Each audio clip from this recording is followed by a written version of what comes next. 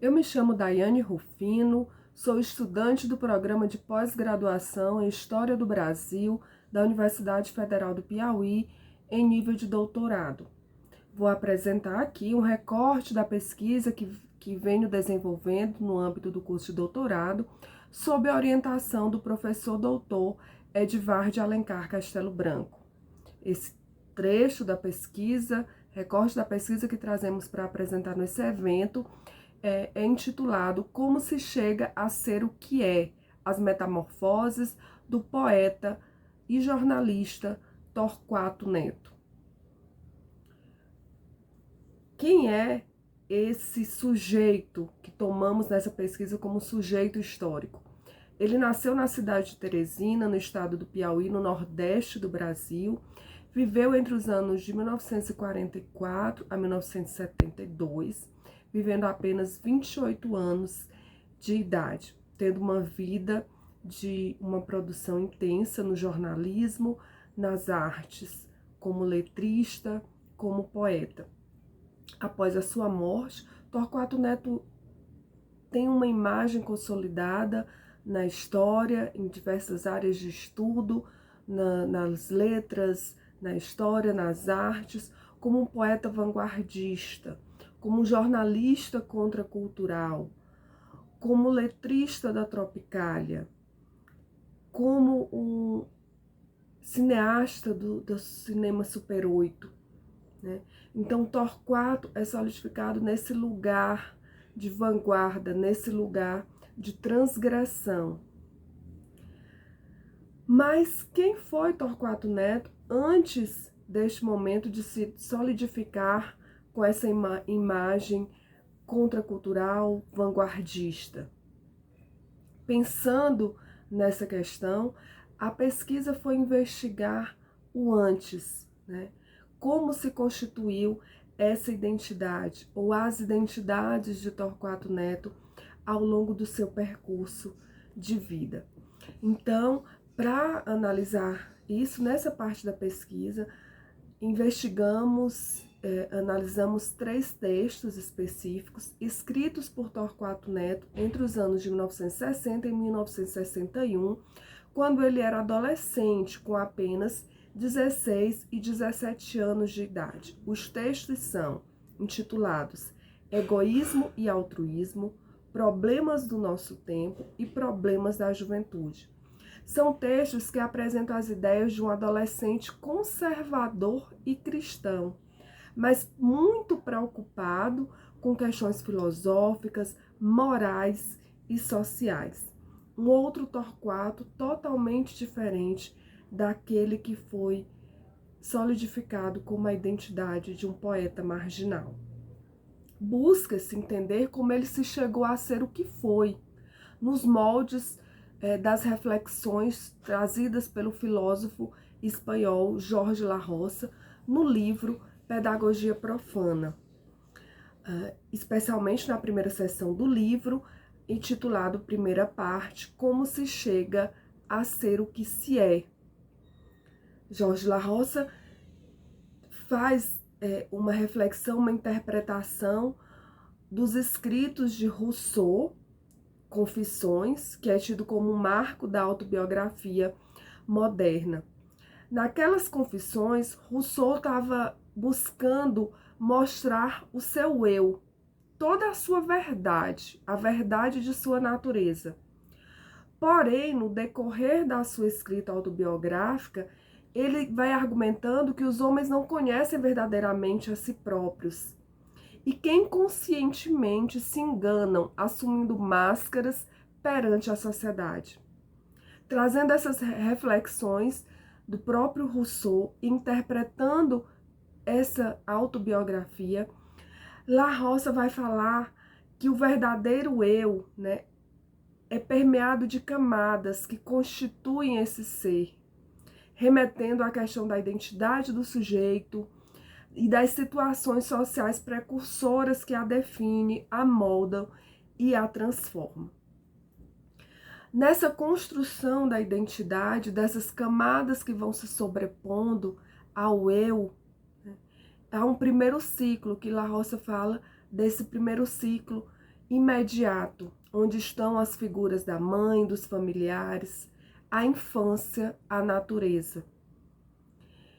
E buscamos ir lá nesse lugar da adolescência do Torquato Neto, para localizar os sentidos e as formas de sentir diversos que habitaram seu pensamento, a partir dos textos escritos por ele, aí nessa primeira juventude.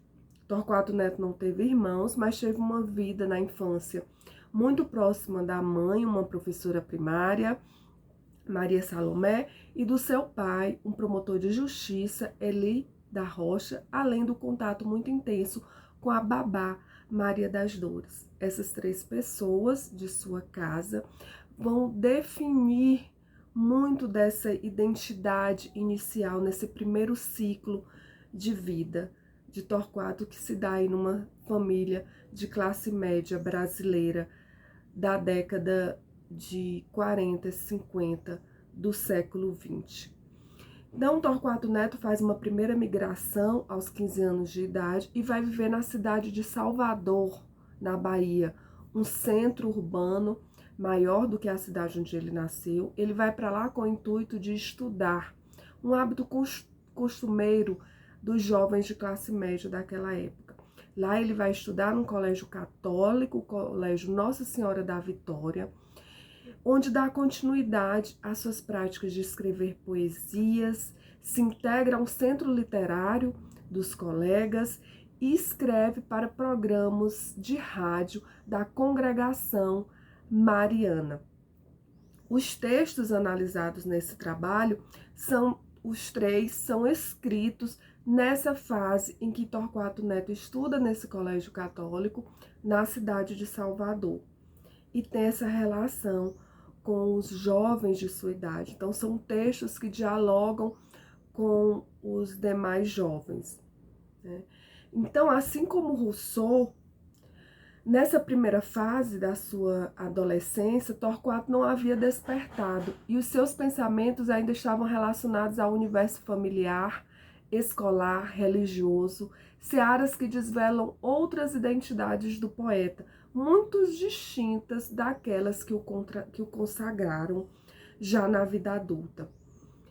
Pensar essas questões da adolescência e da constituição, de entender como Torquato Neto chegou a ser o que se é, remete a uma discussão muito importante sobre a questão da identidade. A identidade que deve ser entendida nas suas relações de diferença, marcada na diferença. E essas relações se dão dentro do sistema cultural e dos seus significados. Quais posições sobre os sujeitos eles produzem e como os sujeitos se posicionam dentro desse sistema. Então, assumir uma identidade é também assumir uma posição social que nos é interpelada pelos discursos e pelas práticas, né? Pelos processos que produzem essas subjetividades e nos colocam enquanto seres, sujeitos sociais. Para discutir a questão da identidade, se recorre essencialmente ao autor Stuart Hall, que traz reflexões importantes de um repertório no campo discursivo e no campo psicanalítico, propondo uma teorização da identidade.